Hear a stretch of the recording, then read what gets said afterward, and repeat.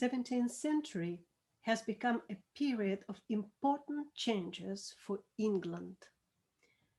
English civil wars of 1642 and 1651 have resulted in parliamentarian victory and establishment of Puritan power. Their reforms have influenced not just the social but also the cultural life of the country. Puritans have rejected church music written during previous centuries. They burned scrolls, destroyed organs. Violin was declared an instrument of sin. Secular art, especially theatre, had also experienced persecution. In 1660, the restoration of monarchy has brought Charles II Stuart on the throne. Just like in other European countries of that time, artistic life has concentrated around the king's court. After returning from exile in France, Charles II tried to imitate Louis XIV. He restored the king's chapel, Italian operatic troupe, and renowned singers and instrumentalists performed at court. English musicians were able again to learn of accomplishments of Italian and French masters. Of the best known composers of the time of Restoration was Henry Purcell. He was born in London in a family of a court musician. During his short life, Purcell had composed a multitude of vocal, instrumental, and theatrical works. Harmony was one of the main features of his music. Composer had a wonderful gift to create perfect melodies, serene, majestic, and perfect of form. Purcell's most significant and brilliant work is the opera Dido and Aeneas, with libretto by Nahum Tate, based on the heroic epic Aeneid by Roman poet Virgil. Aeneas is one of the defenders of Troy. After the fall of the city, he wanders until the storm brings him to the shores of Africa. There he meets Dido, the queen of Carthage.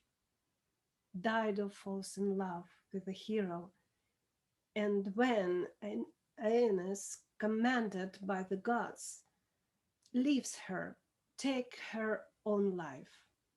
In Purcell's opera, the messenger who brings the command for the lovers to part is not sent by the gods, but by the forest witches, popular characters in the English folklore. Aeneas takes deception for the holy command and fulfilling his duty before the gods, ruins his most precious love.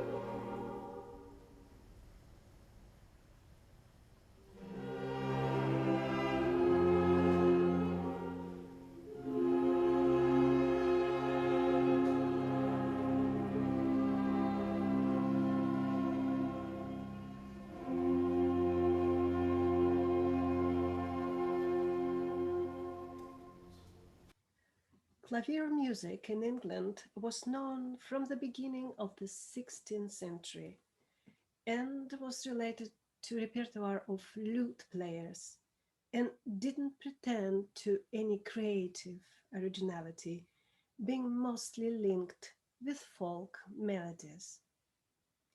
However, by the end of the 16th century, emergence of the Virginalist school brought a beginning to clavier style of composition and its repertoire.